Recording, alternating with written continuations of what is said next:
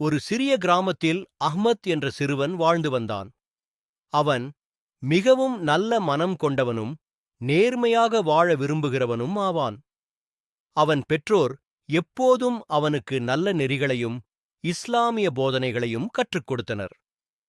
எப்போதும் உண்மையைப் பேச வேண்டும், மற்றவர்களுக்கு உதவி செய்ய வேண்டும் என்று அவர்கள் அவனுக்கு அறிவுறுத்துவார்கள். ஒருநாள் அஹ்மத் பள்ளிக்குச் சென்று கொண்டிருந்தான். பாதையில் நடந்து கொண்டிருந்தபோது அவன் தரையில் ஒரு பணப்பையை கண்டான். அந்த பணப்பையில் நிறைய பணமும் முக்கியமான அடையாள அட்டைகளும் இருந்தன. அந்த பணத்தை பார்த்தவுடன் அவன் சிறிது நேரம் யோசித்தான். இந்த பணத்தை நான் வைத்துக் கொண்டால் யாருக்கும் தெரியாது. ஆனால் இது எனது பணம் அல்ல, பணத்தை இழந்தவருக்கு மிகவும் கவலையாக இருக்கும் என்று அவன் மனதில் நினைத்தான். அஹ்மத் உடனே அந்த பணப்பையை எடுத்துக்கொண்டு அருகிலிருந்த பள்ளிவாசலுக்கு சென்றான். அங்கே இருந்த இமாமிடம் அந்த பணப்பையை கொடுத்து, இதை யாரோ இழந்திருக்கிறார்கள், அவர்களுக்கு திருப்பிக் கொடுக்க வேண்டும் என்று சொன்னான். இமாம் மிகவும் மகிழ்ந்தார். அவர் அஹ்மத்தின் நேர்மையை பாராட்டி, அல்லாஹ் நேர்மையானவர்களை மிகவும் விரும்புகிறார் என்று கூறினார். சிறிது நேரத்தில் ஒரு முதியவர் பள்ளிவாசலுக்கு வந்தார்.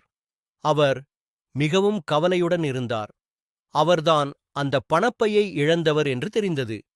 இமாம் அந்த பணப்பையை அவரிடம் கொடுத்தார். முதியவர் மிகவும் மகிழ்ச்சி அடைந்து அஹ்மத்துக்கு நன்றி கூறினார். இந்த பணம் எனக்கு மிகவும் தேவையானது. நீ நேர்மையாக நடந்து கொண்டதால் நான் மிகவும் மகிழ்ச்சியடைகிறேன் என்று அவர் சொன்னார். அவர் அஹ்மத்துக்கு பரிசாக சில பணம் கொடுக்க முயன்றார். ஆனால் அஹ்மத் மரியாதையுடன் அதை மறுத்தான்.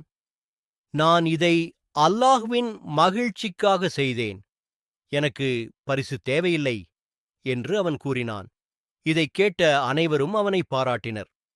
இந்த நிகழ்வுக்குப் பிறகு அஹ்மத் கிராமத்தில் அனைவராலும் மதிக்கப்படும் சிறுவனாக ஆனான்.